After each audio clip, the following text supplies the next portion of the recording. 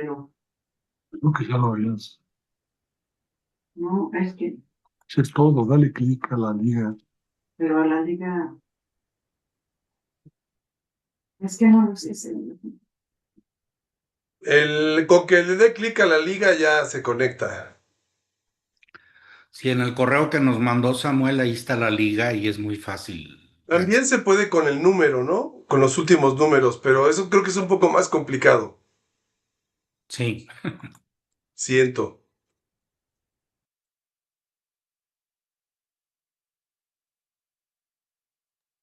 Ahí está pegado en el chat. Si quieres, cópialo de ahí y se los reenvías a quien sea. Y se los abre en automático. En el chat de aquí.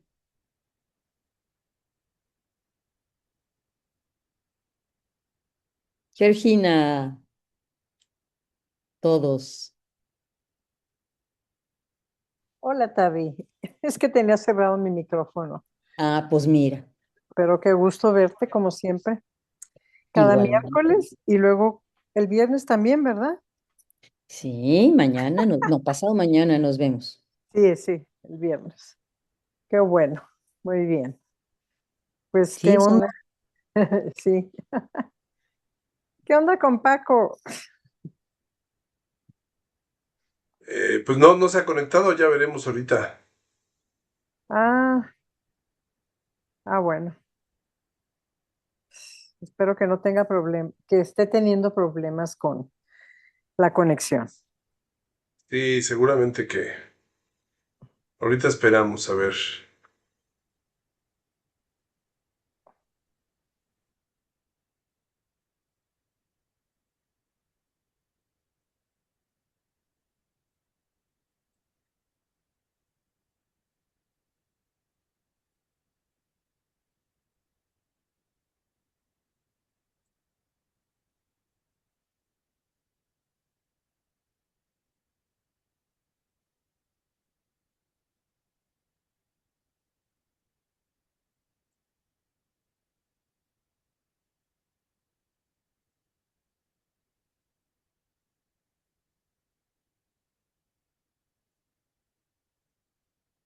Eh,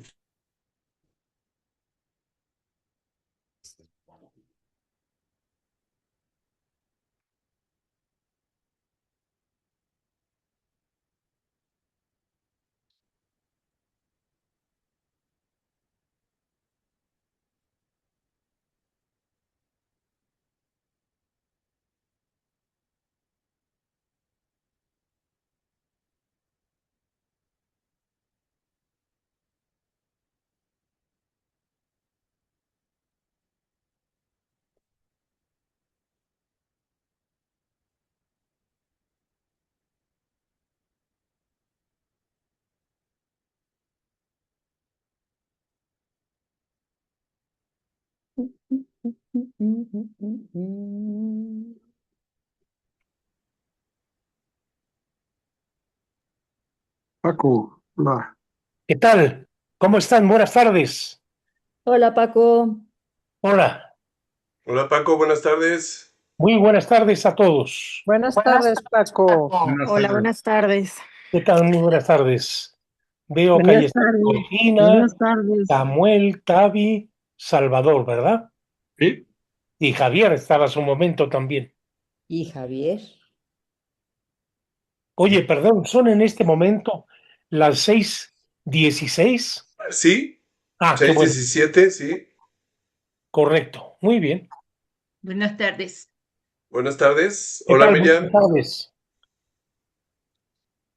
Pues esperamos 3 minutitos Cuando diga Samuel, sí. sí. Hola Paco, se te ve muy bien. Pues gracias, gracias. Ayer estuve toda la mañana ahí en unos análisis que me tuve que hacer y los últimos serán la semana que viene. Y ahí vamos.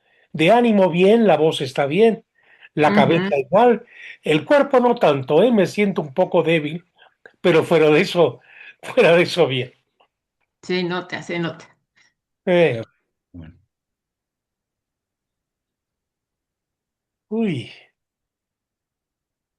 qué cosas, ¿verdad? Han pasado lo de lo de Teotihuacán es tremendo, ¿no? Ujú. De eso leíamos mucho, sobre todo en Estados Unidos, ¿no? Hace ya Sí. mucho, mucho tiempo. Este fulano, este francotirador, pues, tenía una playera que decía Columbine, y poco antes de aquel terrible atentado que destapó luego muchos otros en Colorado, Estados Unidos.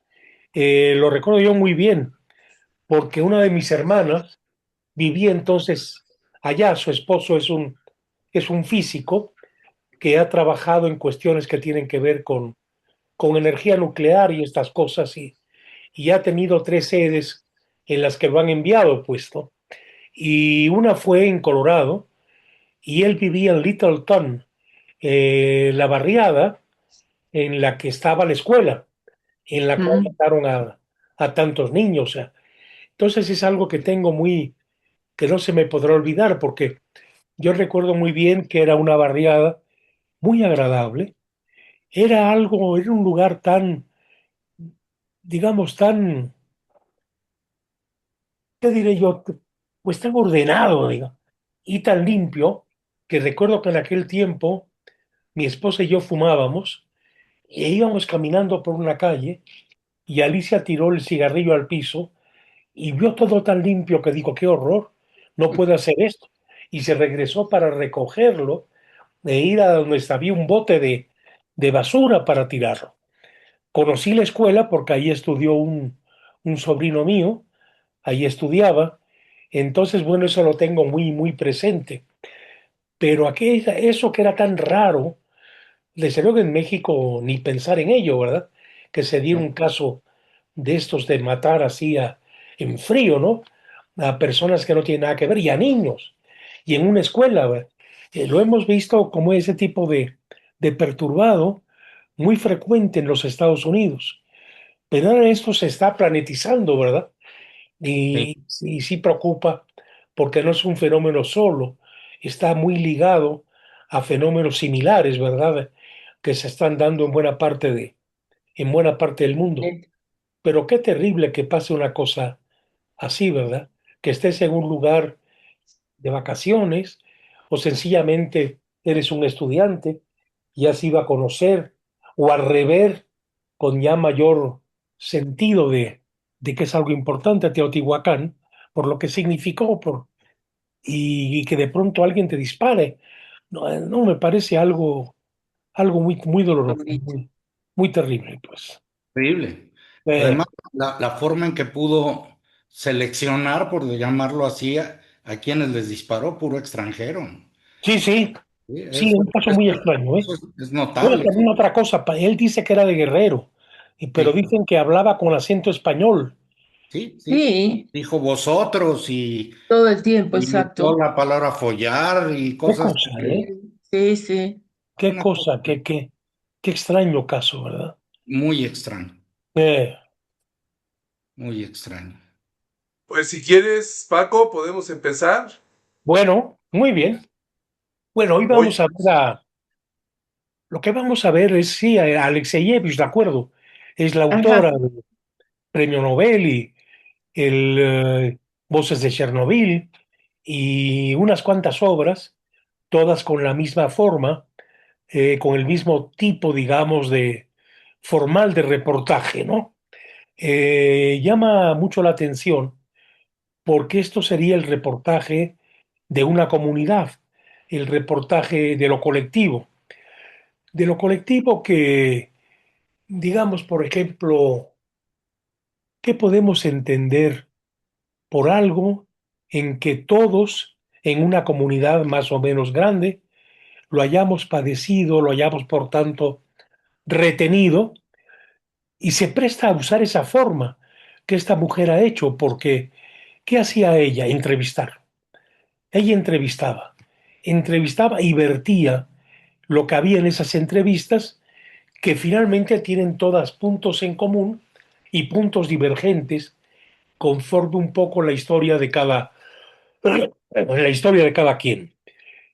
Pensemos, por ejemplo, que hechos se prestan, claro, Chernobyl indudablemente, porque es es un problema en en una planta nuclear que provoca un error, ¿no? Hay un error técnico y esto provoca una contaminación que abarca a toda una comunidad de muchos kilómetros a la redonda, también quedan contaminados o en peligro de estar contaminados y, y es algo horroroso, ¿no? Horroroso porque vives en el terror bastante tiempo, sin contar si no mueres, ¿no? Debido precisamente a ese accidente, a ese error. Yo no sé si lo comenté o lo comenté con algunas personas, que nosotros tenemos aquí en una planta nuclear, no se nos olvide, cerca de Jalapa, en Laguna Verde. Con tantos accidentes que ha habido, pues naturalmente que uno se asusta. ¿Cómo está Laguna Verde? ¿Está funcionando? ¿No está funcionando? Y imagínense ustedes, porque si allí hubiera un accidente, pues hasta Jalapa llegaría ciertamente esa contaminación, digamos, ¿no? Ese peligro, pues, un peligro latente. Si la tienen cerrada y atendida por cualquier cosa, ¿verdad? Pues menos mal. Ojalá lo hagan o se hayan olvidado de ella. Quiero decir que si le meten mano, vaya usted a saber lo que pueda suceder, ¿verdad? Da un poco de miedo, ¿saben?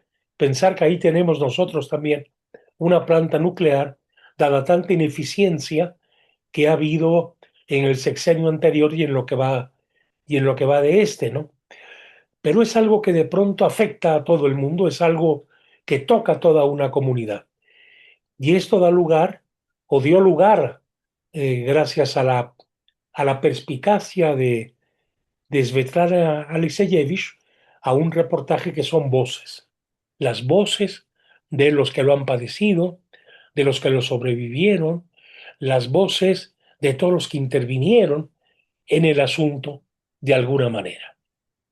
No es fácil que se dé algo que nos toque a todos. Por ejemplo, en la Ciudad de México, el terremoto del 85, que ese nos tocó a todos los que habitamos en esta ciudad. Algo que fue sorprendente, que pudimos ver luego las consecuencias. Yo recuerdo la colonia Roma, aquello daba una profunda tristeza. Es muy raro que alguien no tuviera una persona fallecida, una persona que en el edificio en el que vivía se cayó o que en él se encontraba, etcétera. Podemos recordar cuando se cayó el edificio de Televisa y Saludowski, que indudablemente era un reportero, en ese sentido igual que Scherer, tenían una vocación de reportero absoluta, una curiosidad este, sin límites, se fue a reportear la ciudad en el coche, en un coche, a reportear la ciudad. Eso nos tocaba a todos, nos preocupaba a todos, nos unía a todos, aunque también, claro, no nos unía de un modo homogéneo, eso sería absolutamente imposible. Los modos de ver están también condicionados por lo que uno hace, por la condición social que uno tenga, por los miedos que uno tenga, que hacen vivir las cosas de un modo diferente, por las tendencias o no tendencias a formas depresivas que uno puede albergar o no albergar, etcétera. Nunca es total, digamos, naturalmente, pero siempre se despierta una, una atención inmediata al prójimo, al que vive con nosotros, al que padeció y vivió lo mismo, aunque sea de otra manera. Uno lo que quiere saber es qué han sentido los demás, qué han vivido y cómo lo han vivido los demás, y de una manera inmediata. No sé si le podemos aplicar lo mismo al 68. Les pregunto a ustedes, porque de hecho lo que tenemos es el reportaje ¿cómo se llama? Bueno, de Poniatowska, desde luego, Ujú. pero también de este que era entonces estudiante y que fue preso. eh, ¿Cómo se llamaba? Este, Que luego él dijo que Poniatowska se había aprovechado de todo lo que él había reunido, digamos, de testimonios Sí, para hacer hombre, se suicidó hace unos años en Guadalajara, que era de en donde era, Guadalajara. De Alba, ¿no? de Alba, de De Alba, Alba. de Alba, de Alba, Poniatowska. Sin embargo, el 68, vean ustedes qué cosa tan curiosa. El 68, que nos suena, yo supongo que sobre todo un sector de la población, no me atrevería a decir que fue algo, desde luego no es algo como Chernobyl, que nos tocó necesariamente a todos, ¿no? El 68 fue un fenómeno cuyo resultado o cuya consecuencia sería, una consecuencia podría ser la transición a la democracia formal en el año 2000, pero ¿cuántos años pasaron? Muchísimos.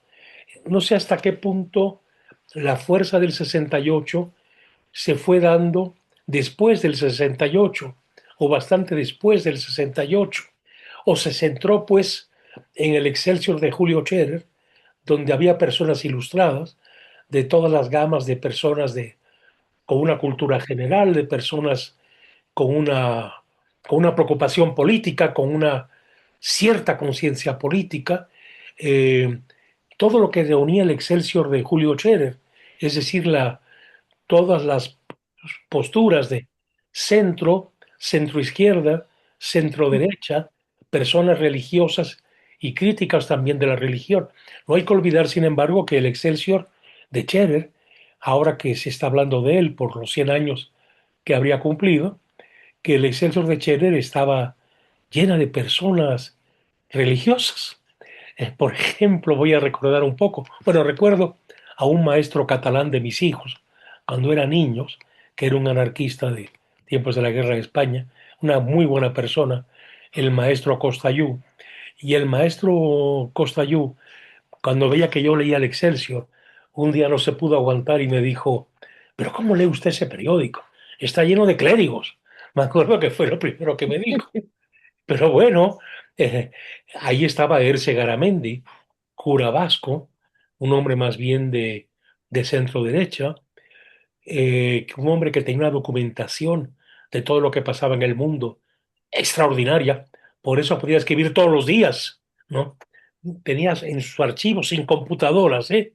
Tenía en sus notas, sus tarjetas, todo, ¿no? Entonces podía hablar realmente de todo, ¿no? Aparte de su formación cultural. Pero allí estaba también un protestante, Abraham no sé qué, que era un hombre que siempre hablaba de Jesús, del Evangelio, en fin, ¿no? Estaba Alejandro Avilés, uno de los líderes de Acción Nacional, director muchos años de la Escuela de Periodismo Carlos Septién García.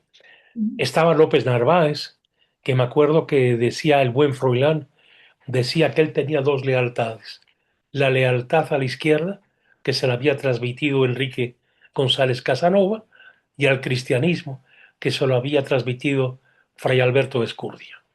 Y él decía que él era marxista y cristiano católico. Bueno, eso decía Froilán abiertamente y a quien se lo preguntara o sin que se lo preguntara. Allí estaba, estaba también este, Carmona Inclares, republicano de la línea de Azaña y de Aniceto Zamora, ¿verdad? Y de Quiroga, y en fin, de la línea republicana liberal purísima, era Carmona, que fue el que le dio a Scherer clases privadas de filosofía en el Sambors de Niza, que Scherer le pidió porque sentía que necesitaba estudiar filosofía de un modo sistemático. Y eligió a Carmona, que era un liberal, creo que no era creyente, digo porque Scherer tenía esta tendencia, por otro lado, a acercarse a personas creyentes, ¿verdad? Bueno, eh, ahí se hablaba mucho del 68 en todas las tendencias, todas las vertientes que concurrían en el Excelsior. Y yo creo que eso mantuvo muy vivo entre las personas pensantes e influyentes al 68. Pero realmente el 68 no se puede comparar con los movimientos que llevaron a la Revolución Francesa. En realidad, ¿a cuánta gente el 68? Pues le digo muy poco. No fue nada que lo conmocionara, de hecho, a toda la sociedad, pienso yo. Quedó, Paco, mande, no, bueno, Georgina. No, lo que pasa es que en provincia, pues para nada, en el 68, ¿verdad? porque No me además, atrevía porque como no vivía yo en ningún estado de la República, no me sí, atrevía a decirlo, pero yo no, he pero visto es la verdad. percepciones. Y además, no había en la televisión, no tenía proyección nacional hasta el 68, pero por las Olimpiadas. Eh, Hubo Claro. proyección nacional, pero además, bueno, Jacobo, pues no contaba nada de eso, ¿no? De lo que había pasado. Las cosas se sabían por la gente que del norte, pero que iba para allá y contaba, pero todo era así a sotoboche. Eso es. Entonces, efectivamente no, bueno, yo estaba puberta, entonces tampoco creas que era Sí, yo creo que realmente, se fue construyendo sí, una ajá, cosa colectiva fuerte, pero no es sí, nada como cuando las mujeres de París salieron a tomar Versalles y venían los revolucionarios de la ciudad de Marsella hacia el centro y había un movimiento que iba cubriendo todo el territorio francés. No puede decirse que eso hubiera sucedido en octubre del 68. Yo todavía recuerdo que trabajaba conmigo en la calle de Dolores, un estudiante de la Ibero de Ciencias Políticas, que era alumno del doctor Ángel Palermo y del doctor Arturo Barman, y que estaba viendo desde la ventana, como todos, una de las manifestaciones que pasaban por la Avenida Juárez. Y de pronto vio, tenía buena vista, ahí está el doctor Palermo. Los veo al rato, me voy. Y lo fue a seguir al doctor Ángel Paler, pero no estaba ni preparado desde antes para manifestarse por la Avenida Juárez. Pero en fin, dio lugar ciertamente al libro de González de Alba, de Elena Poniatowska, y ha sido un referente, digamos, de todas las personas de clase media ilustrada a lo largo de muchos años, a tal punto que lo conmemoran, ¿no? Cada 2 de octubre hay un recordatorio, una cierta manifestación, más grande, más pequeña, que sale de Tlatelolco hasta el centro. Pero bueno, Chernobyl, desde luego, sí es un caso que afectó a toda una comunidad, porque todos los que ahí vivían lo sufrieron y tuvieron mucho miedo. Y también vean ustedes cómo lo describe esta mujer, porque esta mujer lo que hizo fue entrevistar a bomberos, a políticos, a físicos, a psicólogos, a residentes de toda la zona afectada, a familiares de ellos fallecidos, etcétera. Es decir, que hizo un trabajo exhaustivo para oír las voces. Aquí volvemos a unir al periodismo con el historiador. El gran historiador michoacano Luis González, el de Puebla en Vilo, el de San Miguel de Gracia, fue un hombre que empezó a hacer la historia también a partir de los que la vivieron. En ese pequeño pueblo que es San Miguel de Gracia, hizo un libro de historia, no hizo un reportaje para un periódico, ni lo publicó en principio en un libro. El libro vino después. Pasó mucho tiempo investigando para contar la historia de San Miguel de Gracia y de todo el entorno de San Miguel de Gracia en un libro que inaugura la microhistoria y que es un libro verdaderamente extraordinario, porque de pronto oímos al historiador que trabaja en los archivos, que trabaja en las bibliotecas, etcétera, pero ese historiador no ha oído a la gente, a las personas que lo vivieron, a las personas que lo padecieron, a las diversas formas en que se vivió un determinado acontecimiento.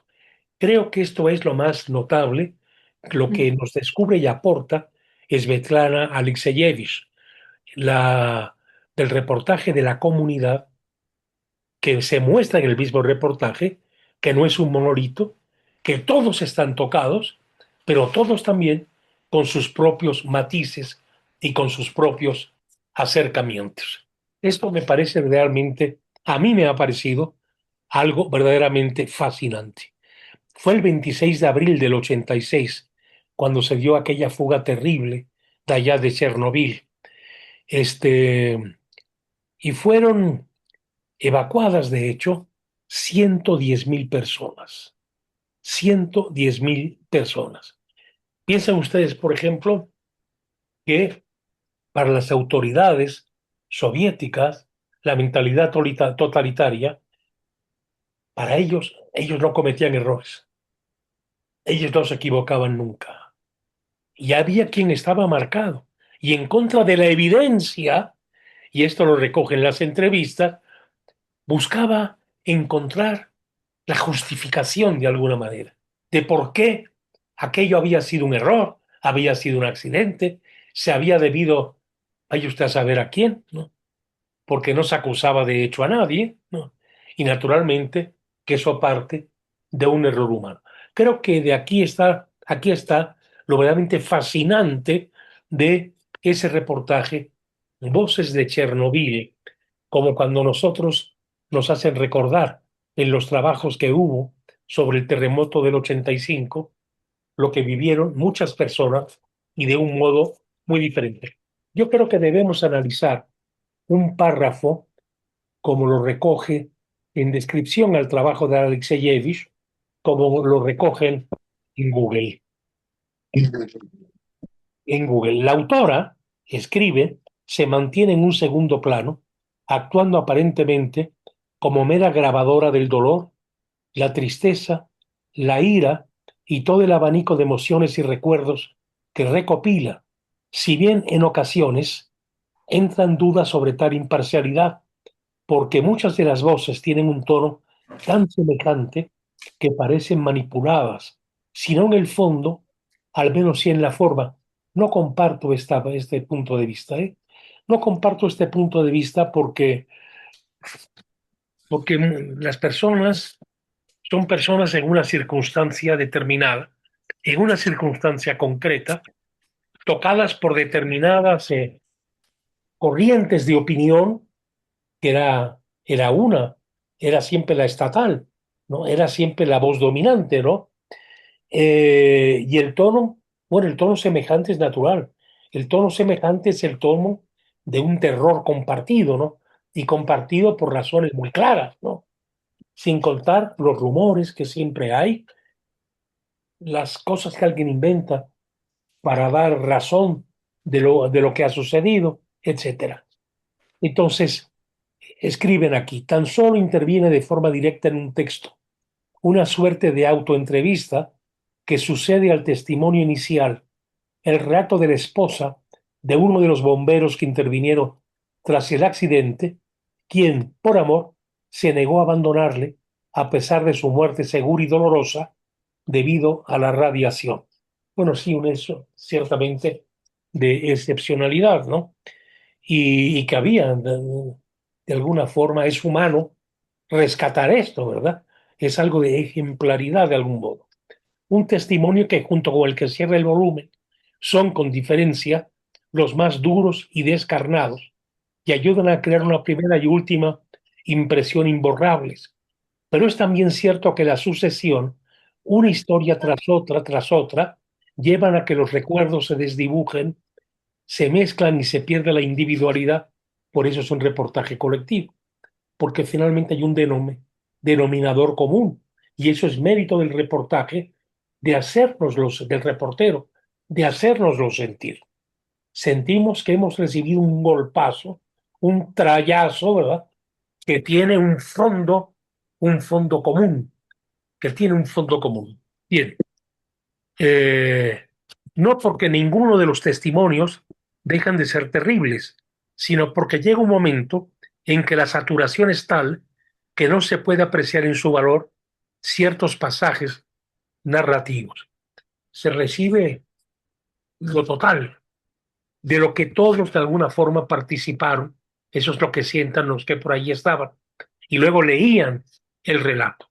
Y los que estábamos lejos, estamos sintiendo que hay en efecto un denominador común en todas estas, en todo lo que hemos estado en todo lo que hemos estado leyendo. En fin, ¿cómo vivieron ustedes, cómo leyeron ustedes este reportaje?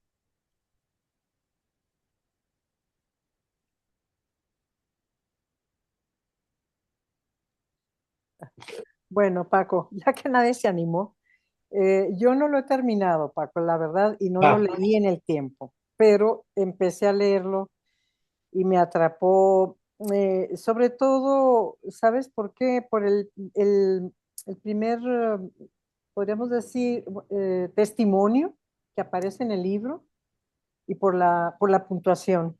ah, Es puro punto seguido, punto seguido.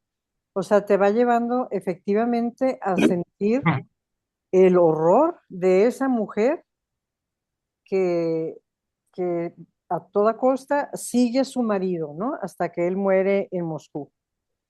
Y luego lo que sigue también, o sea, me dejó realmente muy impresionada la manera de narrar y se debe mucho a la sintaxis, ¿no, Paco? eh, También, Ujú, ujú. la verdad, que eso es lo que te simbra y te lleva a un ritmo trepidante.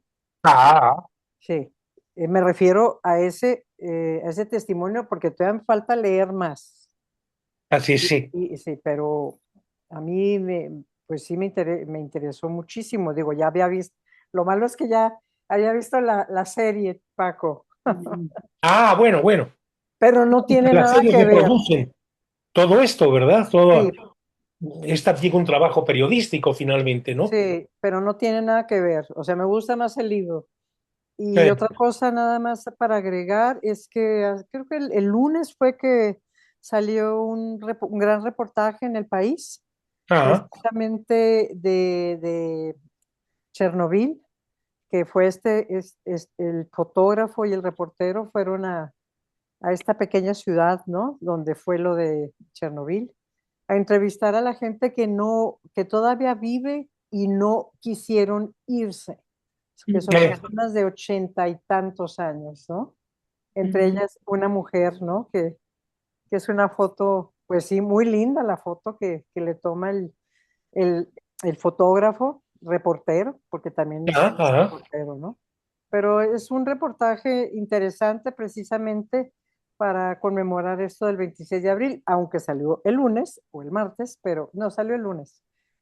Pero fue muy interesante también recordar esa catástrofe que pues también tuvo repercusión mundial, Paco, si recordamos nosotros la época, ah, también nos dio miedo, sí. ¿no? A pesar de que sabemos que estaba muy lejos Chernobyl, pero pues teniendo los antecedentes también ya de la Segunda Guerra, ¿no? De Japón y todo eso, pues tampoco te quedas tan tranquilo con No, no, ese. eso dejó Para, un impacto tan fuerte que, por ejemplo, todavía no han logrado en Alemania tener esas plantas nucleares como las tiene Francia, en que una gran cantidad de cuestiones relativas se manejan a través de plantas nucleares. De hecho, el norte de Italia depende en buena medida de las plantas nucleares francesas, pero los alemanes que estaban menos alejados de Rusia les quedó un terror terrible y esto lo manejaron mucho los periodistas y es algo que ya colectivamente no se puede ni mencionar en principio, porque la reacción contraria es total, es absoluta. Aquí hubo algo de eso cuando se planteó Laguna Verde. Finalmente las cosas no fueron al silencio, no se discutió de hecho mucho más, no hubo una mayor repercusión y de hecho en este mismo momento, pues yo no sé qué pasa con Laguna Verde, creo que está cerrada, pero supongo que esas no, cosas tienen que tener mucha atención, supongo que están muy no, vigiladas. Mande. Sigue Laguna Verde funcionando. está trabajando. Ah, Sí. está trabajando. Ah, Laguna Verde está trabajando. Este, Mm. es una planta muchísimo más chica bueno, y para documentar tu optimismo, ahorita documento tu pesimismo, pero para documentar tu optimismo en ese caso, el grupo que maneja Laguna Verde es prácticamente independiente. Yo conocí a uno de los físicos que trabajaban Ajá. en Laguna Verde y es prácticamente un grupo independiente el que maneja Laguna Verde. Ahí sí, en todos los gobiernos ha habido como mucha conciencia del peligro que representa Ah, no seguir los protocolos, reducir presupuesto, tonterías de ese tipo. claro. Y para documentar nuestro pesimismo, en el reportaje del país viene el testimonio de uno de los tres que entraron de inmediato para que el reactor no se inundara. Si el reactor se hubiera inundado, el peligro extremo era la desaparición de Europa. Caray. O sea, no era que se contaminaran poquito. Si se acuerdan, por ejemplo, hubo contaminación en Irlanda.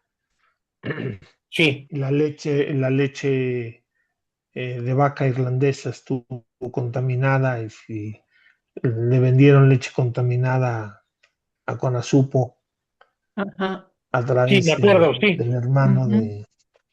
del Y presidente, Salinas, etcétera. ¿no? Es Sí. exactamente. Pero si no hubieran parado eso en ese momento, se hubieran contagiado, por decirlo de una manera, los otros, no me acuerdo si son 2 o 3 reactores. Ujú. Y entonces la contaminación hubiera sido tal que Europa, como tal, hubiera desaparecido. Sí, hijo. O sea, no se podría vivir en Europa todavía hasta el día de hoy. Lo curioso es que de los tres que entraron, 2 murieron muy rápidamente y uno sobrevivió. Mm.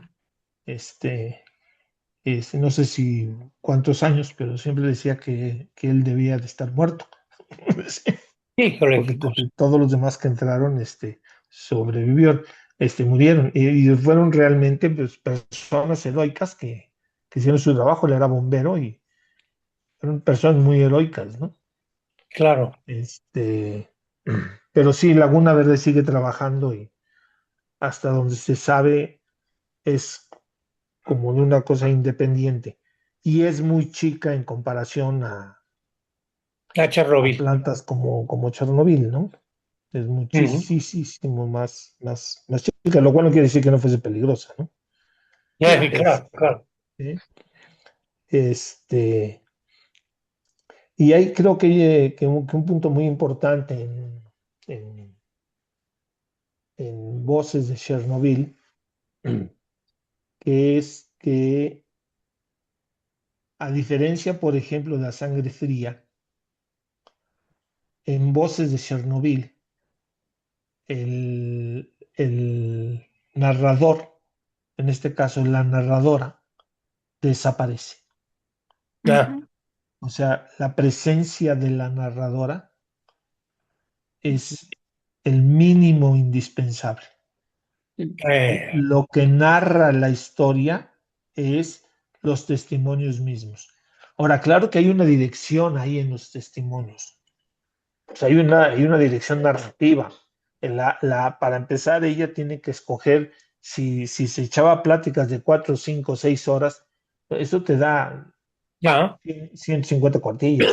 Ah, Entonces, claro que escoges. A mí me recuerda mucho, y es una lástima que no se conecte porque se lo merecería. A mí me recuerda muchísimo al cine testimonial de Eduardo Maldonado. es verdad. Eduardo Maldonado en Jornaleros, por ejemplo, la voz en off es mínima. Me consta que no tenía más de 3 cuartillas. Y Eduardo Maldonado siempre decía que la historia la tenían que contar los propios testimonios. Qué Y interesante. cuando le criticaban, porque le criticaban mucho en la izquierda, estoy hablando de fines de los 70, principios de los 80, mucha gente de la izquierda que trabajaba en el campo, que tuve la oportunidad de filmar con él, y le reclamaban mucho las soluciones, que no daba soluciones. Y él decía, es que las soluciones las tienen que dar ellos, Qué bien. no yo. Y sí las dan, son sus soluciones. Lo que pasa es que no son las soluciones que tú quieres oír. Quiero decir algo rápido porque quizás muchos tengan olvidado o nunca hayan oído hablar de Eduardo Maldonado. Eduardo Maldonado es un documentalista, porque ahí está la obra, ahí están los documentales. Podríamos decir también fue porque hace muchos años que dejó de hacer documentales. Ahora cuento un poco al respecto. Yo me acuerdo muy bien que cuando él estaba interesado en hacer cine, cuando quería dedicarse a hacer cine, viajó a Inglaterra y allí, aparte de estudios formales, cuando acabó los estudios formales, quería estar cerca de directores, en fin.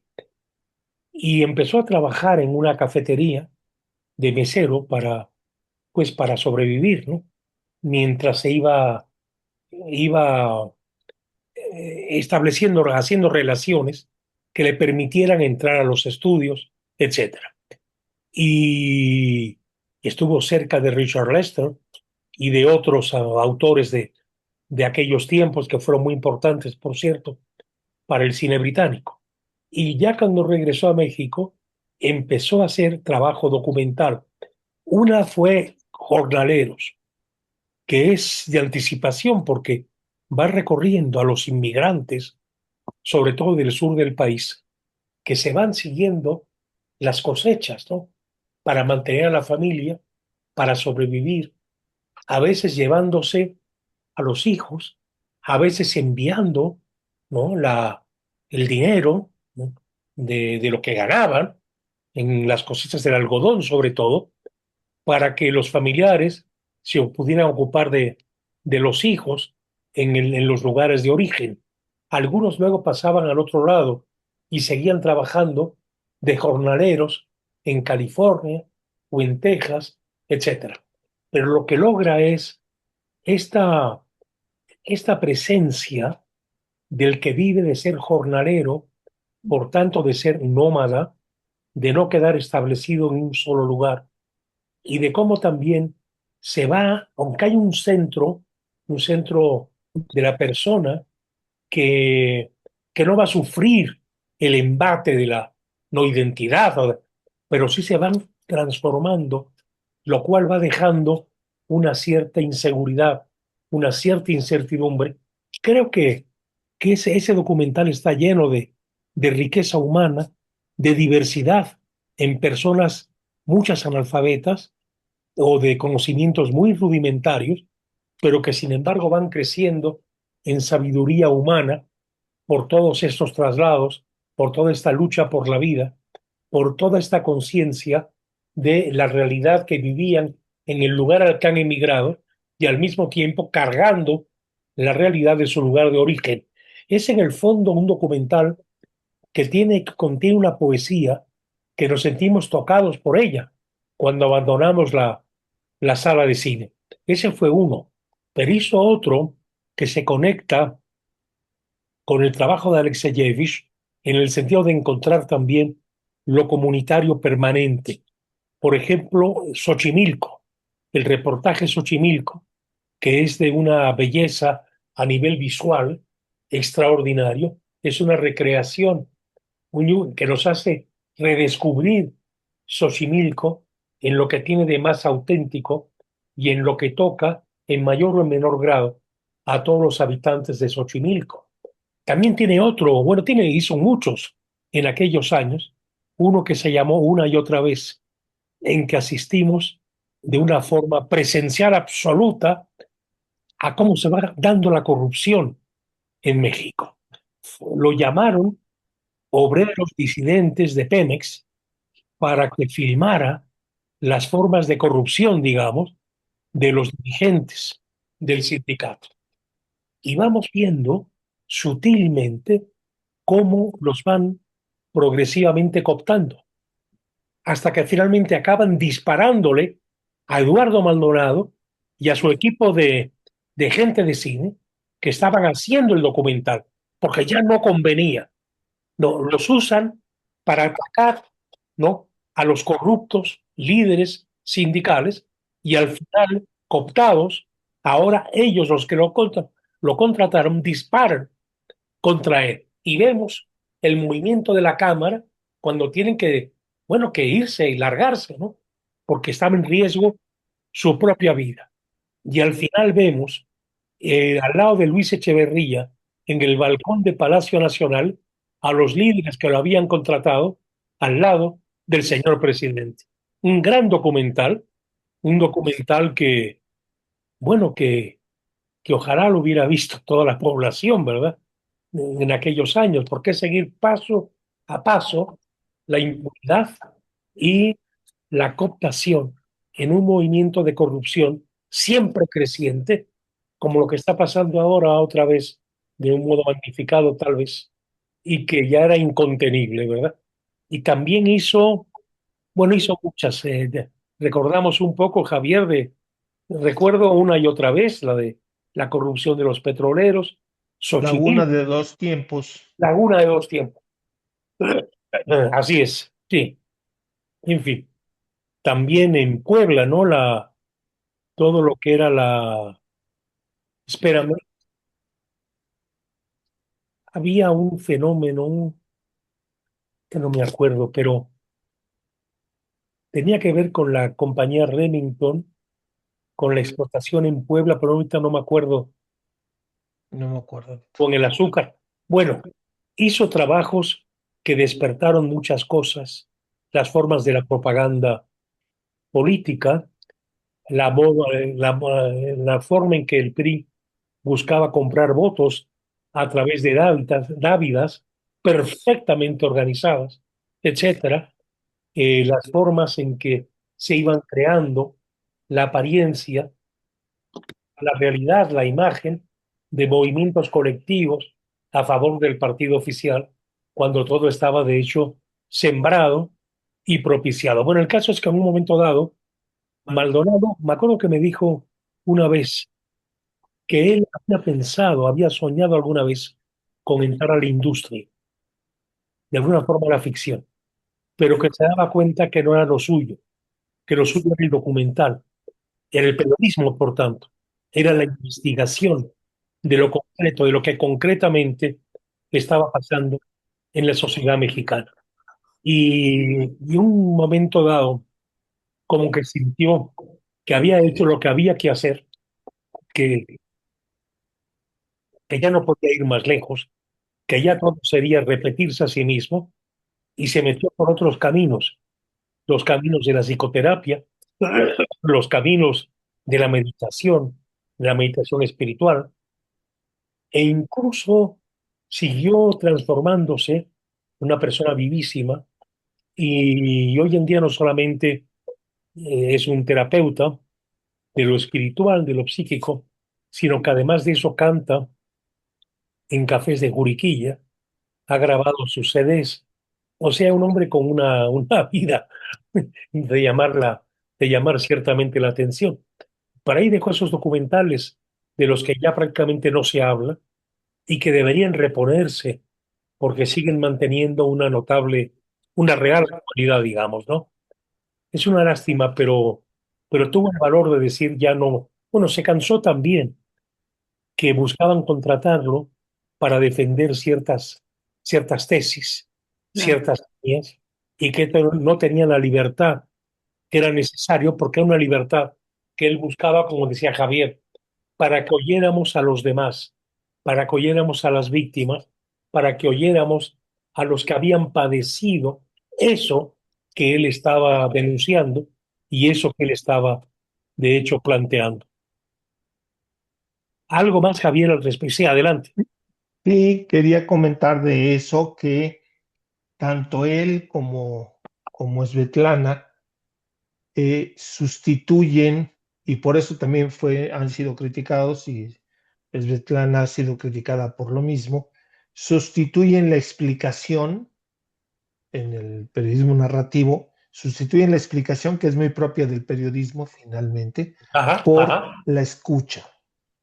Ay, qué importante, sí. ¿Sí? Entonces, es un trabajo polifónico, en los dos casos, es un trabajo polifónico, uno en cine, otro en periodismo escrito, pero es un trabajo polifónico donde ella no busca explicar, hacer explícito la explicación, porque no está buscando el hilo narrativo racional del fenómeno, sino está buscando el hilo experiencial, Esto es. experimental. Lo que cuenta es la experiencia, la emoción. Entonces, ella hace un gran reportaje o una obra de no ficción Ajá, sobre las emociones en un fenómeno tan terrible como es Chernobyl, ¿no? así es. Y Tenemos volviendo varios. a algo, recuerden ustedes que en el caso de los jornaleros, estamos ahora en la sociedad de los inmigrantes. Y lo que él nos estaba mostrando es como había un gran movimiento que crecía y crecía y crecía de inmigrantes del sur del país y de partes del centro del país. ¿Hacia dónde? Hacia donde marcaran las cosechas, la posibilidad de trabajar muy duramente, soportando temperaturas terribles para hacer lo que los demás no querían hacer, lo que nadie quería hacer, para poder llevar y sustentar a sus familias que se quedaban muy lejanas. Esto significaba, y Maldonado nos lo hacía sentir, la tristeza de tener a los hijos lejos, a la compañera o al compañero lejos, movimiento de inmigrantes, hombres y de inmigrantes, mujeres, de inmigrantes en parejas, de parejas que se perdían porque se hacía la vida en otra parte, se encontraba a otra persona en otro lugar y se iba creando ya una distancia que se volvía infranqueable. Un testimonio profundamente humano que nos hace próximos de hecho, pero que están lejos, porque no sabemos de ellos y además no los vemos como son de otra clase social totalmente distinta y a los que no los encontramos habitualmente, los va convirtiendo como personas extrañas a nosotros. ¿Sí, Javier? Paco, tenemos Y varias opiniones aquí. Estaba Tavi, Salvador y Miguel Ángel desde hace ratito. Perdón. Adelante. Adelante, pues. Volviendo a las voces de Chernobyl, a mí Ajá. una cosa que me llamó muchísimo la atención es que ella no, ciertamente no hace juicios, sino va presentando de una manera fragmentada, porque los que vivieron eso estuvo fragmentado. Y Ajá. nosotros como lectores nos vamos haciendo una idea de lo verdaderamente terrible. Y yo quiero que ustedes sepan que mis hijos fueron criados con leche irlandesa y Caray. salieron bastante bien, pobrecitos. Los que Ay, los ay, ay, ay. conocen saben que están medio chiflis, pero salieron bastante Sí. bien. A Cancún nos llegaba leche en polvo que venía de Irlanda y pues seguramente estaba contaminada. Pero bueno, Eh, pero a mí lo que, o sea, para mí lo que me dejó como una pregunta muy importante es que todo el mundo tenía información, pero la información estaba fragmentada. ah, Los científicos sabían, los bomberos, con el perdón de la palabra, no tenían ni la más peregrina idea de lo que estaba pasando. mm, Se metieron, porque pues van y se meten, como toda la vida, Y esta parte del cuate que sobrevive y los otros que siguen trabajando y se mueren. Y entonces a mí me hace pensar, ¿qué tanta responsabilidad tiene el Estado? Porque ese Estado, lo siento mucho a los que no les guste ahorita, pero ese Estado está como el Estado de ahorita, de nosotros. Eh, Si Dios guarde la hora, como decía mi abuela, eh, pasa algo en Laguna Verde, no nos van a avisar, como no nos han avisado de los huachicoles y de las eh. explosiones y de todo eso. Y Sí, solo vamos sí, a tener respuestas fragmentadas. Entonces, ¿qué tanto nosotros podemos incidir si sabemos y qué tanto podemos decir también, ¿no? Creo eso que es, es la pregunta más personal. así es. De acuerdo, así es. ¿Alguien más? Sí, gracias. Yo añado a lo que dice Tavi realmente sobre el tema del encubrimiento que pulula a lo largo de toda la obra y se entrelaza con los testimonios mismos y que por supuesto que es tan lacerante como lo que ocurrió. Ujú. Finalmente la desinformación y la manipulación trae consecuencias terribles y lo vivimos de modo muy cercano, por desgracia, ¿no? Me gusta también mucho el tema, hablar a través de lo que leímos de Chernobyl, el tema de la pertenencia, que es notable, cómo la gente Ujú. tiene un arraigo sobre cierta zona y no lo quiere dejar y regresa a ese lugar a pesar de los riesgos. Y hay una parte hermosa que dice, nadie nos va a sacar de aquí si ya no hay nadie. Ah, Y que sí, ocurre, sí. y que ocurre frecuentemente ante cualquier amenaza de la naturaleza, la gente no se quiere ir, es Ujú. lo Ya. poco que tienen. Entonces también me gusta mucho el manejo, ¿no? Por otro lado, es un apunte sobre lo que se comentaba de Luis González de Alba, que curiosamente estaba yo viendo que se suicida un 2 de octubre, hablando Ya. precisamente de esta relación de actos y fechas curiosas como Ajá. Columbine y Teotihuacán, o Teotihuacán, que, Ajá. en donde una fecha se aprovecha para cometer un acto ciertamente duro, terrible, en este caso un suicidio, Claro. en el caso de Teotihuacán una matanza que aparentemente no tiene ningún sentido. Ujú. Pues, nada más apuntaba yo eso porque me llamó la atención ver que Luis González de Alba se suicida exactamente el 2 de octubre. Mira, Muy y, bien. por y por cierto, a propósito de todo esto, los meses que pasaron antes de que se asumieran dónde estaba el origen de los hidrocarburos contaminando el mar, que ha llegado desde allá, desde el sur, hasta el norte, lo cual es algo terrible y nos habla de una desconfianza y la que tenemos que ser conscientes, que es en la que tendríamos que estar viviendo, es decir, un exigir cuentas, exigir fin de impunidad, exigirlo pero digamos, una y otra vez y todos los días. ¿Dónde están esos periodistas que hacen presente esta barbarie, como fue bárbaro que tuviéramos tantos muertos cuando la epidemia de COVID también, y que al señor, el tal Gatel, lo hayan mandado a la OMS con honores, ¿verdad? Cuando de hecho es un asesino, y el que lo mandó también, ¿no?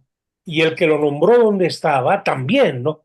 Recuerden ustedes aquella escena grotesca, que a lo mejor requería que en la Cámara hubiera la intencionalidad que le ponía un Luis Buñuel, por ejemplo, cuando le decía a usted, señor presidente, usted tiene un ángel que lo protege, la coraza moral que tiene usted, etcétera, y el otro sacando un escapulario o algo así, o un sagrado corazón.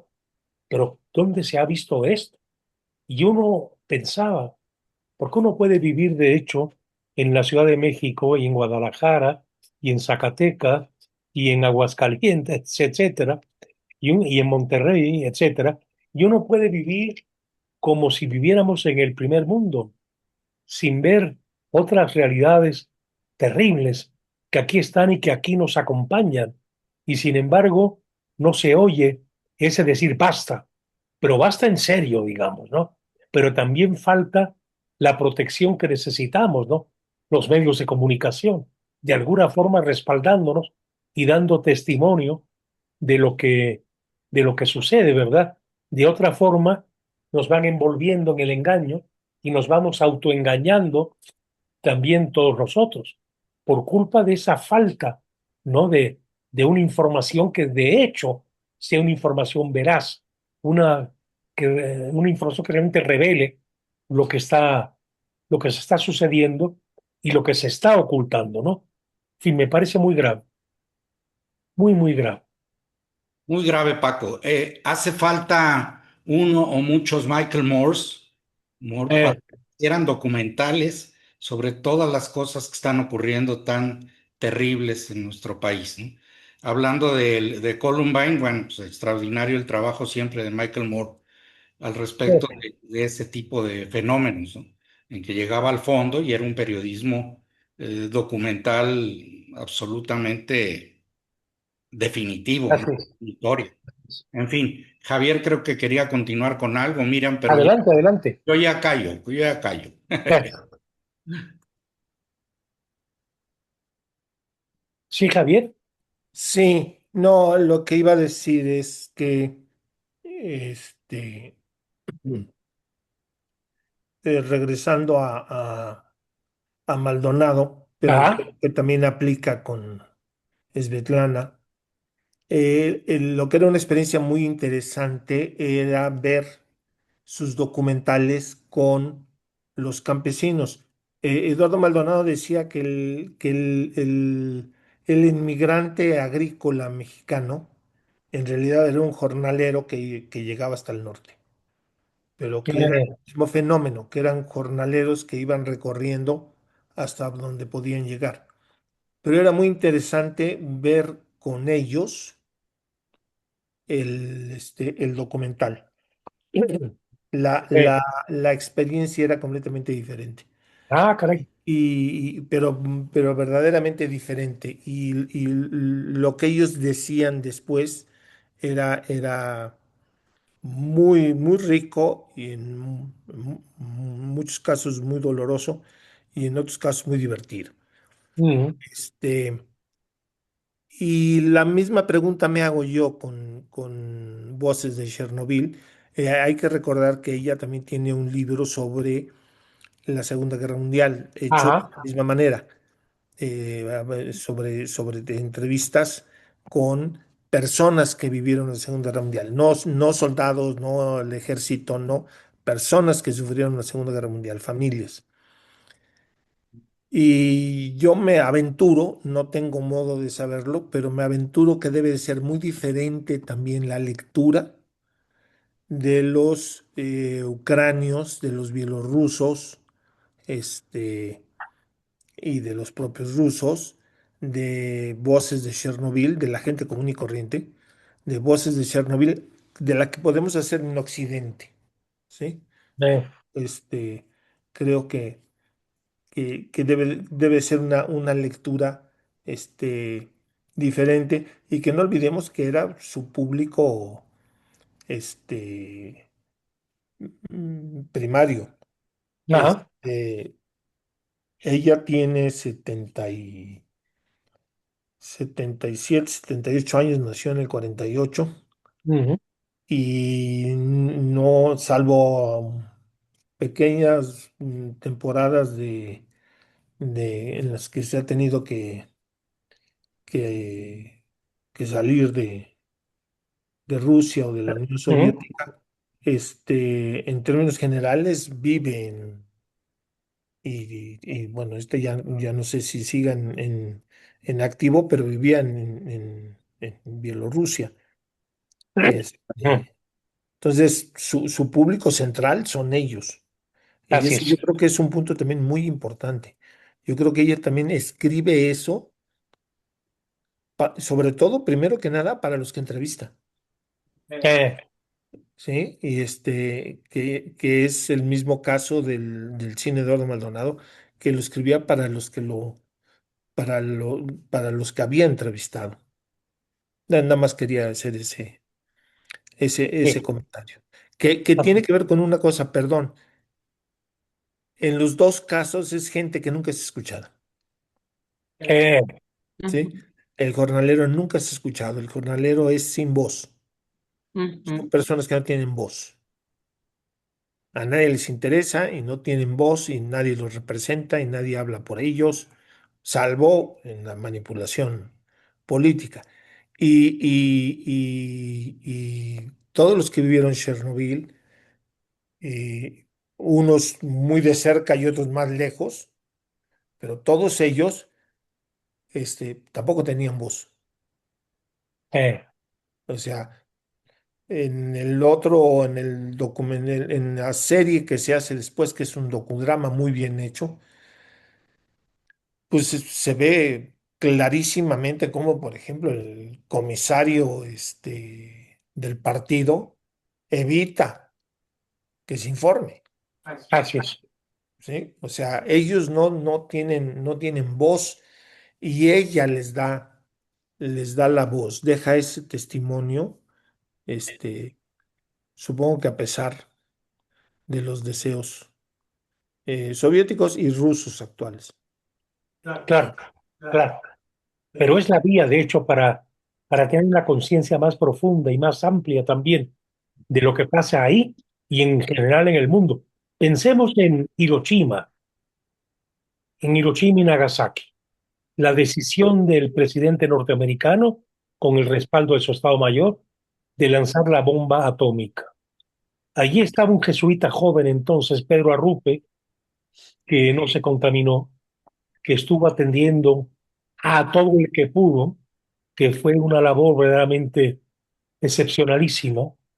Y hay que decir que ha sido la providencia quien lo mantuvo vivo porque se la jugó en todos sentidos. Y sin embargo, eso es algo, eso es otra cosa que, que hay que situarla en el caso concreto de la tradición japonesa, porque todos vivían envueltos en el sentido de una especie de orgullo, de tradición envolvente, de seguimiento fiel y absoluto. Se dijo, se alegó, de que si no se lanzaba la bomba, iban a caer muertos muchísimos, no solamente norteamericanos y aliados, sino muertos también los japoneses entregándose ciegamente a los dictámenes y los mandatos del emperador. Es decir, qué complejas son las situaciones humanas, ¿verdad? Porque nunca, desde luego, debió haberse tirado esa bomba atómica. Si morías, morías de frente, manipulado, hay, pero morías de frente. No morías de pronto sin que supieras cuándo te iba a llegar la muerte o que te iba a llegar a largo plazo, etcétera, etcétera, ¿no? Pero esa es otra convulsión colectiva, digamos, la que se dio allá en el Japón, justo al final de la Segunda Guerra Mundial. Eh, yo no sé hasta qué punto hubiera sido de desear que se rescataran muchos testimonios de los que vivieron aquello en el Japón, reconstruyendo, porque aquel reportero puede ser medium también, que trabaje con la persona entrevistada para remover la conciencia. Es como si alguien nos dice algo que nos explica una actitud nuestra que no podíamos antes comprender y que ahora llegamos a cómo aquello había influido en las decisiones que habíamos tomado, carentes de una información mucho más amplia. De cualquier forma, nunca sobre información. Siempre hace falta que haya información que contribuya, ¿no? Cobrar conciencia de lo que estamos viviendo, de lo que nos está sucediendo. Yo creo que esto es lo que ha caracterizado el trabajo de esta mujer.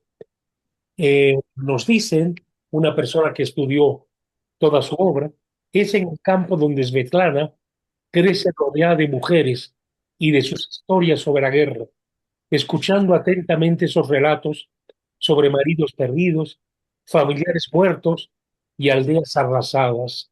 Según ella, el contacto directo con la oralidad y la franqueza de esas historias han influido demasiado en su vida. Con el paso del tiempo comienza a darse cuenta que los libros de la historia oficial nada decían de aquellas tragedias e historias que brotaban del corazón de las mujeres en el campo.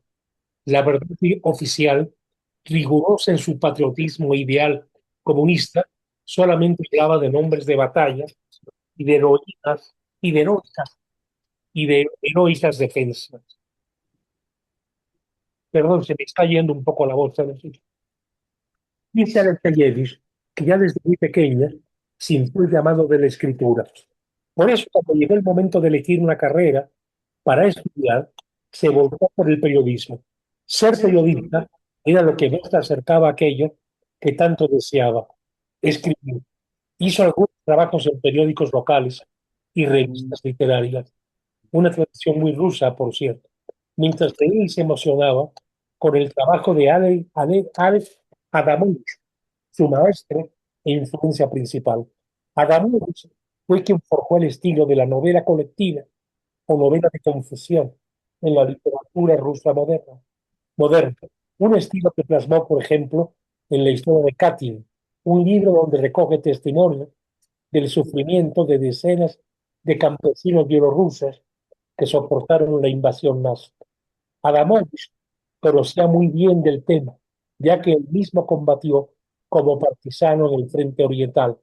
Este libro se convertiría años más tarde en Masacre Ben Mira, una película de culto donde se nos muestra lo crudo de esta tragedia.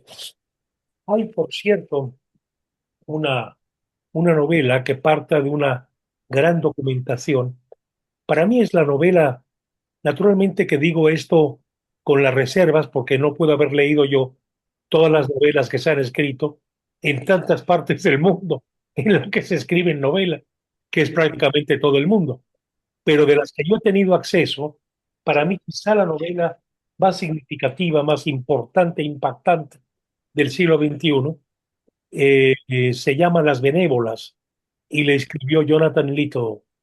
Es la historia narrada por un nazi próximo a Eichmann, que estuvo en la invasión a Rusia, que estuvo en los campos de concentración, que no se arrepiente de nada, porque no cree en nada, no cree que la vida del hombre esté justificada eh, por la existencia de un Dios creador, y bueno, no cree en nada de esto, siente una absoluta libertad para acomodarse en la vida como quiere y se le pegue la gana, tiene a su favor que es muy inteligente y que tiene además de inteligencia racional, tiene una inteligencia emocional, una sensibilidad muy fuerte. Lo único que lo hace humano es el amor incestuoso que siente por su hermana, por la que arriesga cuando ha habido que arriesgar y ella ha estado en peligro. Fuera esto no le importa. Logra finalmente sobrevivir, salva una vida de un niño ruso porque descubre que ese niño ruso es un músico importante en potencia y él tiene mucha sensibilidad musical. Aunque es judío, lo va a salvar y lo va a salvar porque queda fascinado por ese niño. Y finalmente logra escapar a todas las persecuciones porque era muy inteligente para no dejar huellas en la medida de lo posible y acaba contando su historia en París y ha hecho un hombre de negocio, no un hombre de poder, y ahí cuenta con absoluto cinismo lo que fue su pasaje por la Segunda Guerra Mundial próximo al equipo de Eichmann. Repito el nombre de la novela porque es extraordinaria. Se llama así eh, Las Benévolas. El autor es Jonathan Little, que este Jonathan Little también tiene una sensibilidad muy, muy, muy despierta, en parte por su propia circunstancia. Jonathan Little va a nacer en Estados Unidos, hijo de polacos, judíos, luego va a vivir, se va a vivir a Barcelona, se casa con una mujer creo que española, y así es un hombre muy contemporáneo, muy multinacional de alguna manera, y que como un hombre de la época abomina de todo. No hay nada finalmente que le pueda dar un sentido racional al hombre sobre la tierra. Y ahí se permite escribir con esa falta de moral. Es una novela radicalmente amoral, pero una novela con una capacidad de penetrar en las profundidades psicológicas y las formas terribles de destrucción políticas y sociales, verdaderamente notable. Es una novela muy larga, ¿eh? Quiero decirlo que yo la leí bastante rápido porque no la soltaba. Me acuerdo que Javier Sicilia me decía una vez, porque la encontré, yo se la había recomendado, la encontré que la tenía en el excusado y me dijo, es que verdaderamente nunca la eché ahí porque es una gran novela, pero llegué a sentir repugnancia de todo aquello, la repugnancia que nos da un mundo que es bastante próximo, un mundo bastante repugnante en muchos y en muchísimos sentidos, ¿no? Pero bueno, en fin, lo importante de oír las voces y recordar aquello que las voces diversas, las voces que nos llevan a decir, yo creía que era por aquí, pero veo que también hay todo esto. Yo creía que esto había que verlo así, pero veo que también hay que verlo asá, etcétera, ¿no? Es decir, asumir auténticamente la complejidad de los hechos humanos. Si no contribuyen a esto los periodistas, ¿a qué van a contribuir? Porque claro, entonces se convierten en personas que toman partido y que quedan ciegos y sordos a todo lo que escape al partido, al partido tomado, ¿no? Es que ser persona de partido es persona que está partida de alguna manera, ¿no? Cuando se trata de hacer lo universal y desde luego, desde a partir de la línea que uno cree que es quizá lo menos malo que puede pasar a los demás, pero siempre con la puerta abierta para que penetren las voces de los otros. Es un mundo realmente en el que hay que defenderse de toda autosuficiencia y de toda forma, bueno, recuerda a Paul Valéry que dijo una vez esto, para mí de muy buen humor, no digo que soy así, no digo que tenga razón, digo que soy así. No digo que tenga razón, yo tengo que ser como soy. Yo tengo mis inclinaciones en todos sentidos, humanas, gastronómicas, sociales, políticas, etcétera. Pero debo decir, soy así. Pero el hecho de que sea así acepta mi limitación, de que hay muchas cosas que escapan, ¿no? a, a la posibilidad de acercarse más a lo que podrían ser las verdades que me son lejanas y que me son distantes. Alguien quería intervenir, me pareció. Sí, Sí, ¿puedo hablar? claro. No quería interrumpir. Bueno, yo la verdad que quería un poco contestar la primera pregunta que planteaste, o sea, qué es lo que habíamos sentido? Y en realidad me pareció tan simple lo que me nacía decir que, pues, que no lo Ah, dije, pero pienso que es muy importante, digamos, señalar que creo que yo no había leído, así lo sentí, una obra que transmitiera tal nivel de dolor. O sea, ah, digamos, es un dolor sin descanso, es un dolor continuo, es un dolor de todos, es algo que no tienes un momento de alivio, ¿no? Entonces me resultó difícil incluso leer tanto sobre lo mismo. Y yo recordaba, bueno, ¿qué es lo más duro que se me ocurre que he leído? Y recordaba alguna novela relacionada con la Primera Guerra Mundial, por ejemplo, esta ¿cómo se llama? Sin novedad en el frente. claro, lo remarque, sí. Ajá, que creo que es de las cosas más duras que yo había leído, pero esta me parece que lo supera. Entonces, bueno, desde ese punto de vista, digo, más allá de que todos están metidos en eso, como tú decías, está el problema de que incluso en la guerra, como señalabas, lo más probable que si te matan te mueras en el momento. pero esto es algo que se arrastra durante años y puede ser que toda la vida, ¿no? O sea, siempre con la angustia de que en cualquier momento te puede sobrevenir cualquier tipo de consecuencias. Bueno, eso quería decir por un lado.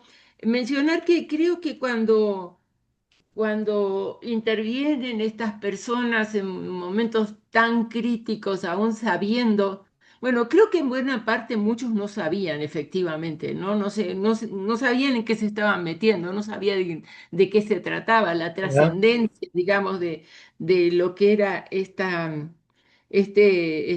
crisis, digamos, provocada por el problema en Chernóbil. Pero también hay mucho, y se insiste mucho a lo largo de los testimonios, en esa idea del heroísmo ruso, ¿no? Esa idea ajá, de que son ciudadanos con una cultura que habían absorbido, digamos, donde el heroísmo era algo casi que llevaban en la sangre y que si había que hacer algo, además les interesaba como es, digamos, como si fuera, digamos, un gran logro, ajá, poder hacer algo por su patria, por su partido, por todo lo que ustedes ya saben. Entonces, creo que hay una mezcla de eso, de falta de conocimiento de lo que estaban pisando, digamos, y al mismo tiempo también esta combinación con ese heroísmo inculcado de alguna forma. Este, y un comentario sobre la realidad, pensaba yo, digamos, que me preocupa. Leí a propósito de esto que Chernobyl está como cubierto por una especie de coraza, una cosa, digamos, como de cemento y no sé qué más, que pusieron por 2013, creo, si no me ajá. equivoco, Un para sarcófago. exacto, lo que le llaman sarcófago. Pero leí que dicen que dura 30 años. O sea que a la vuelta de la esquina, el problema está ahí otra vez, para todos, ¿no? O sea, digamos, habrá, así viendo la humanidad por dónde va y, digamos, los distintos gobiernos, países, etcétera, habrá quien tome una decisión para hacer algo en el momento que esta cobertura se vuelva ya sin vigencia, digamos, de alguna Ujú. manera. Qué cosa tan terrible pensar en eso, ¿no? Yo no sentiría ninguna seguridad, ninguna confianza de que algo se va a hacer para volver a postergar, por lo menos, digamos, Eh, la sí, posible es crisis. que además hay otro problema, porque la atención del hombre y la mujer contemporáneo es muy dispersa. Es decir, Ajá, claro. puedes seguir únicamente lo que te gusta, lo que te interesa, etcétera. Ajá. Cada vez se lean menos periódicos, cada vez están peor escritos los periódicos. De pronto leo Reforma, el que quieran, el Universal, y digo, ¿entendió el reportero lo que está diciendo? Porque no queda claro lo que está aquí. Si él dudaba, pues que pregunte, y para eso es periodista, hasta que le quede claro, ¿no? Ujú. Pero ni siquiera pasa eso. Entonces, ¿cómo vamos a articularnos si ni siquiera cada periódico está profundamente articulado, digamos, ¿no? Es decir, tener una conciencia de lo que se busca, de lo que se pretende, de lo que se quiere iluminar, porque a partir de diversas formas de iluminar una realidad, pueden darse un diálogo en el café, en el aula, en la calle, ¿no? Que nos ayuden a intercambiar ideas, pero si no hay ni siquiera orden individual, ¿cómo va a haber orden colectivo de alguna manera? ¿Cómo vamos a tener un diálogo a nivel social? A mí me parece altamente preocupante esta situación, ¿no? En fin, la falta, digamos, bueno, que un político pueda hoy en día hablar únicamente a la gente a la que quiere y puede manipular. O sea, la que no lee periódicos o no lee buenos periódicos, la que carece de una cultura general, ¿no? La que tiene un criterio para pensar desde sí mismo. Pero usted tiene que hablarle a quien puede cambiar las cosas, o a quien no puede cambiar, porque no tiene la base para siquiera entender. de alguna forma oír este tipo de reportajes que recogen las voces de implicados es muy importante, por lo menos para preocuparnos y para darnos cuenta que el mundo es mucho más complejo y amplio de lo que quisiéramos en principio que fuera, ¿no?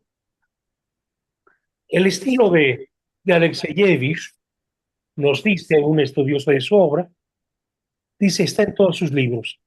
Palabras que nos traen retazos de la memoria y un collage de historias mínimas de gente común y corriente a quienes de alguna manera les ha tocado vivir situaciones límite o extraordinarias. Me detengo un momentito.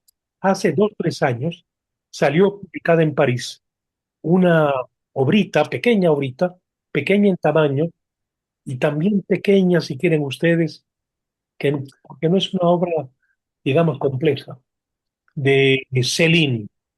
Céline escribió Viaje al fin de la noche, entre otras Muerte a crédito, entre otras obras verdaderamente importantes.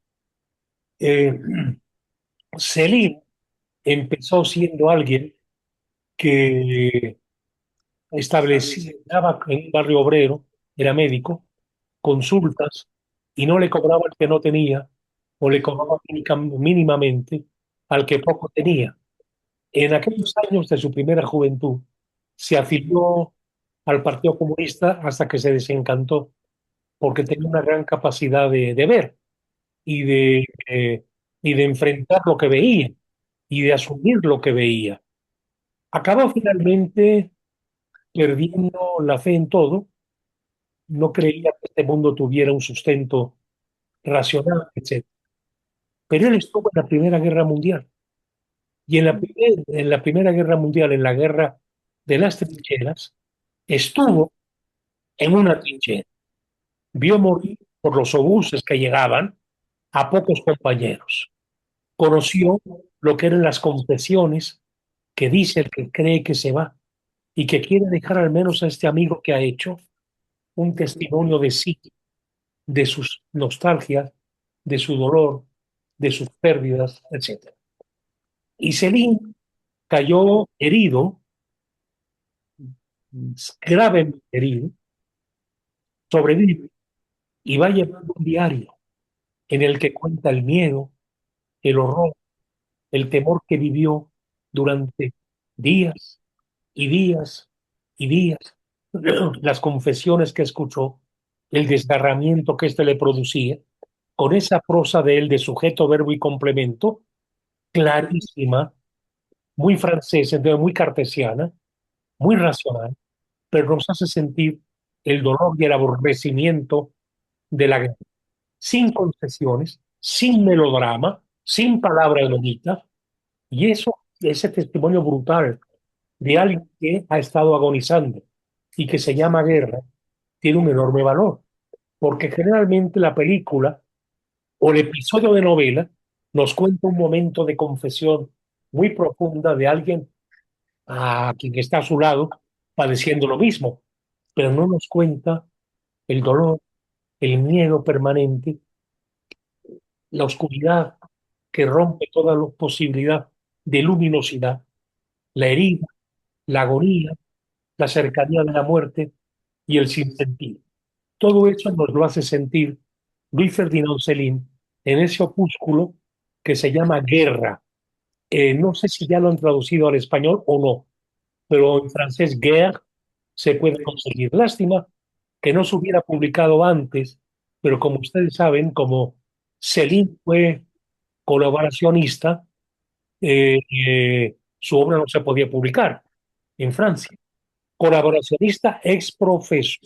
Creo que una vez que hablé de él les conté que cuando la guerra estaba acabando, él dijo que se iba a Moscú a cobrar 6 millones de regalías de derechos de autor, porque había escrito antes masacre o canto por una masacre o algo así, ¿verdad? Los 6 millones de judíos muertos. O sea, que no reparaba ya en nada. Todo, o como diría un personaje de Dostoyevsky, si Dios no existe, todo está permitido. ¿Por qué voy yo a creer en algo que no tiene fundamento? ¿Por qué voy yo a creer o a luchar por algo, por valores que no se sustentan en algo definitivo, que no sea trascendente o que no sea como era un hombre fuerte, no todos pueden, pudo asumir el cinismo y lo asumió hasta el final. Cuando ya entran los aliados en Alemania, se va a Noruega, donde sabía que había muchos simpatizantes nazis, busca la protección de la gente de Noruega, lo más silencioso posible, y reaparece cuando ya en Francia se ha acabado el clamor para matar a los colaboracionistas y a los traidores. Y así como a muchos los mataron, él regresa, tiene un poco tiempo en la cárcel y lo suelta, se va a su finca en los alrededores de París y ahí se dedica a seguir escribiendo, viviendo en su huerto, en fin, ¿no? Y murió de una apoplejía un día caminando con su esposa por el campo. Es decir, un hombre que llevó el cinismo a sus últimas posibilidades, pero que nos hizo sentir la cotidianidad de la guerra, lo que generalmente en las películas ni las novelas nos hacían sentir. No me digas que eso vale la pena, ¿eh? La guerra es esto, ¿eh? Y esto es día a día, minuto a minuto y hora a hora, ¿no? Es decir, la miseria, el miedo, el sentir la vulnerabilidad, el sentir la fragilidad, etcétera. En ese sentido, es un alma próxima a Little el que escribió Las Benévolas, ¿no? Y es importante leer todas estas cosas, ¿no? Para evitar cualquier tipo de grandilocuencia, de mitificación, de magnificación o de sublimación de lo que no tiene nada de sublime, de hecho, ¿verdad? De algo que habría con todas las fuerzas y conciencia procurar evitar.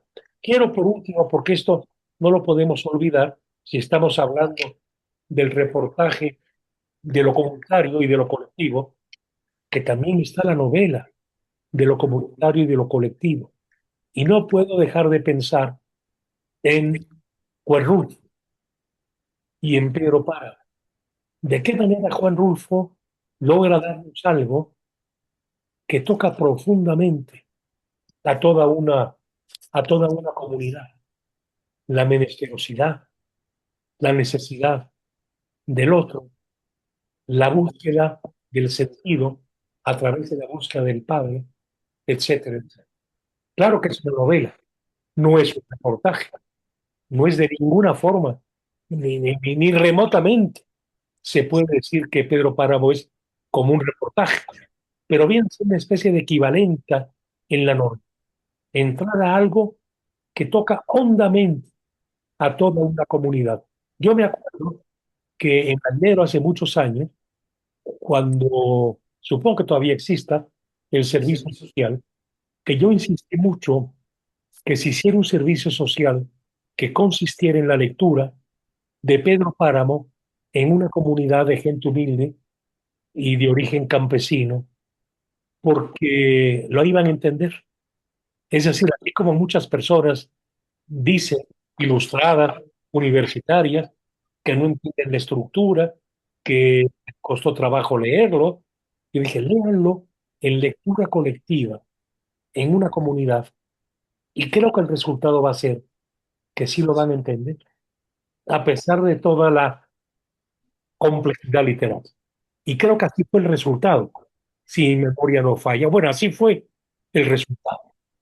Pero claro, en una lectura en que el que lee es de ahí y sabe, ¿no?, lo que está dentro, ¿no?, de esas personas, lo que está en el fondo de esas personas, esos no van a encontrar ninguna dificultad para decodificar la complejidad formal de Juan Rulfo. Es un modo de acercarse también a lo que sería la novela de la comunidad, la novela de lo colectivo. Creo que eso es lo que también en los cuentos de Rulfo le rompe a uno el alma, ¿no? Esa necesidad del otro, esa menesterosidad, esa vulnerabilidad. En el fondo tenemos absolutamente todo. Y esa solidaridad en el dolor y en las privaciones que se padecen en común. En fin, creo que es Gerardo por ahí importante. tenía la mano levantada, Paco, y también, no sé, Salvador, si quiera. Adelante, por favor. No lo vi, comen- adelante. Bueno, pues primero, muchas gracias otra vez, agradecerles muchísimo porque cada vez que los escucho y las escucho, pues quienes están más agradecidas por esta reunión, pues son mis neuronas que tienen un festín cada vez que entro a eh, a este taller. Y pues no, este libro que leímos, bueno, no lo he terminado de leer, les mentiría si así, pero si les dijera que sí, pero me hizo recordar cómo la tragedia nos ha acompañado todo este curso, ¿no? La Ah, barbarie, ¿no? ah, La barbarie, la tragedia es como el punto medular de, de, de este curso, o por lo menos así lo he leído yo, o así lo he sentido yo, y el punto es cómo se cuenta la tragedia, ¿no? Cómo se coloca el periodista o la periodista para contar la tragedia o la barbarie o las barbaries y las tragedias, y desde donde se coloca, pues empieza a narrar y empieza a hacer suya la historia, ¿no? eh, Eh, y, y, y eso me hizo pensar en esto que usted comentaba de que de que si se parte, el que toma partido se parte. Y yo pregunto, ¿acaso no todas y todos estamos partidos de alguna manera? ¿No? ¿Quiénes estamos completamente completos, ¿no? O no partidos por la vida o por las circunstancias o por lo que sea, ¿no? Y eso es parte de nuestras tragedias. ¿No? sí, sí, Eh, sí. y también no escuchaba decir, cómo decía que hoy qué estamos haciendo los periodistas, ¿no? Si estamos contando las tragedias o no, o si ya no, o si el periodista está guardando silencio, ¿no? O, o si se le está dando voz a quien realmente no la tiene, ¿no? Que Ajá, esa es como una premisa del periodismo, darle voz a quien no la tiene. Y, y también esto me hace preguntarme si solo tenemos que contar la tragedia o las barbaries, o si hay otras narrativas, ¿no? O si ajá, el periodista y el periodismo pueden darse chance de contar otras cosas que no sean las tragedias y las barbaries, y si el no contar las barbaries o las tragedias nos hace más o menos periodistas, o más o menos periodistas, o nos hace más o menos cobardes, ¿no?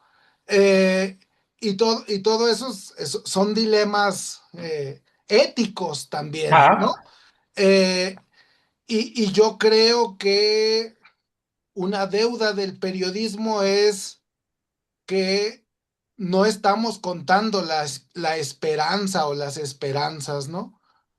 O cómo desde la manera de contar cómo puedes contar la tragedia con una perspectiva esperanzadora.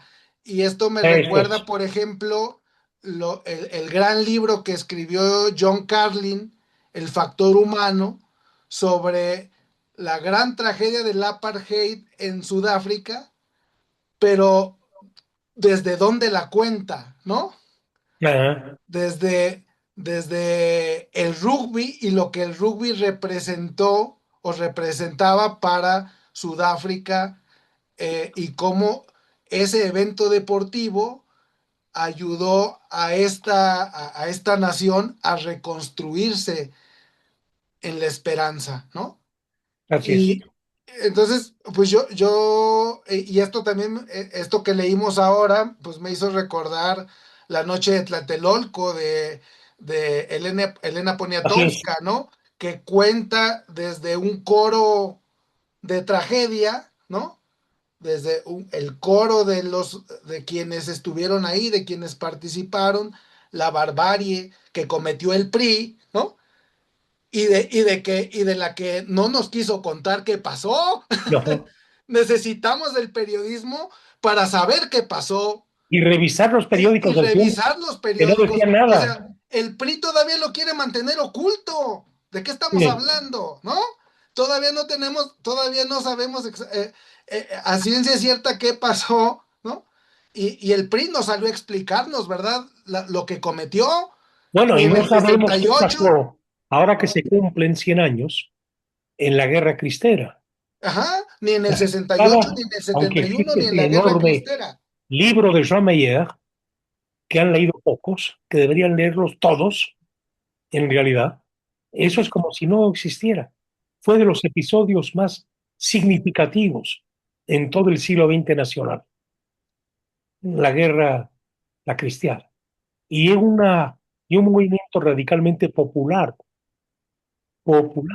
Se habla mucho de lo popular, bueno, lo popular ya estuvo, y estuvo plenamente encarnado en la cristiana, siempre ignorada, ocultada, como los 300 años de Nueva España, que también de un brochazo ni se estudian, pero Nueva España es Sor Juana.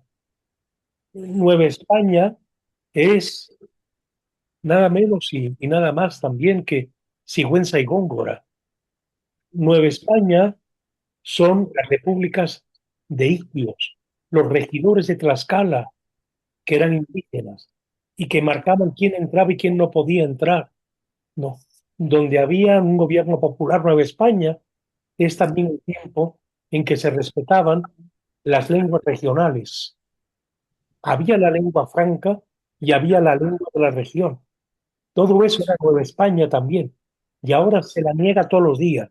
Se considera que fue lo peor que le pudo haber pasado a México y se olvida algo que es justamente la lengua que hablamos, que ya es una lengua nacional, con dejos nacionales y con musicalidades nacionales, y la Iglesia Católica, que fue la que mantuvo los puentes entre todos los pueblos y entre todas las comunidades que habitaban México.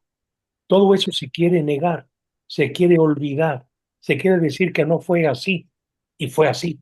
Y finalmente, ¿dónde están los vínculos con el resto de América Latina? Es desde la lengua, desde luego, y también desde las creencias compartidas del virreinato de, de aquellos, de los virreinatos del Perú y del Gran Virreinato de México, etcétera. No se puede, hay que partir de la verdad, de las verdades, ¿no? Para construir, para modificar y para cambiar las cosas. Salvador, sí, perdón, tú querías decir algo, plantear algo.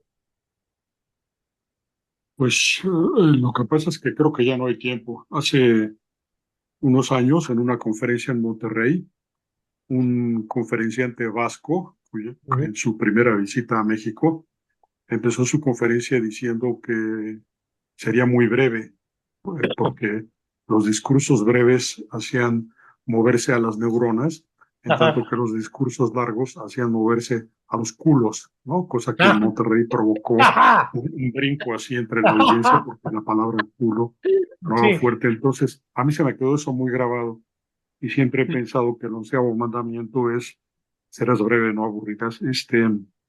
Y en función de cumplir con eso, yo diría nada más que quiero conectar con lo que dijo Miriam, que me parece una parte fundamental de la lectura. Es un libro profundamente enfocado en el dolor, pero a mí me parece que yo iría un paso más allá. Yo creo que es un libro profundamente metido en la naturaleza humana. Yo creo que la autora, al darle la voz a sus entrevistados, en realidad lo que está haciendo es permitiendo que fluya lo mejor y lo peor de los seres humanos. Lástima que fluye bastante más cantidad oscura, negativa que positiva. A lo mejor es que así somos los humanos.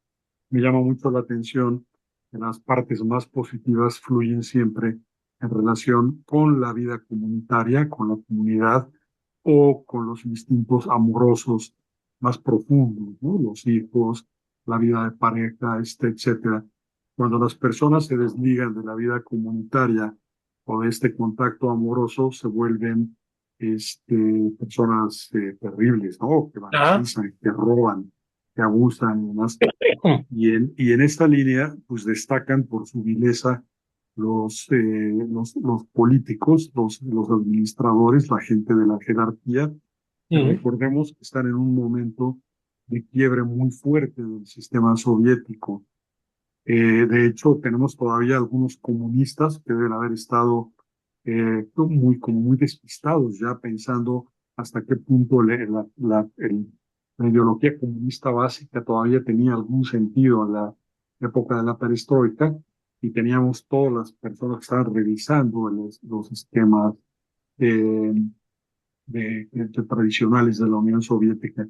Entonces, en este contexto se da este terrible accidente, y es en el que vemos toda esta ensalada humana impresionante que a mí inevitablemente me recordó, ya lo comentaron ustedes, nada más vuelvo al punto, con todas las proporciones guardadas, gracias a Dios, pero me recordó pues el reciente caso del derrame petrolero en el Golfo, como los sistemas, en la medida en que son totalitarios, esconden, ocultan, generan este tema de la información secreta y demás, y vuelven a sus funcionarios personas que dan información engañosa y demás. Yo me imaginaba perfectamente a Rocío Nale dando información en Chernobyl acerca de cómo estaba el tema de la radiación.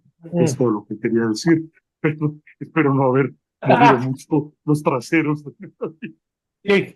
Muy bien, Salvador, muy bien. Gracias. Gracias a todos. Bien, pues ya son las 8 y nos vemos el próximo miércoles. Y en fin, gracias y buenas noches. Buenas noches. Buenas Gracias. noches. Buenas noches, gracias. Buenas noches. Buenas noches. Buenas noches, gracias. Chao. Gracias.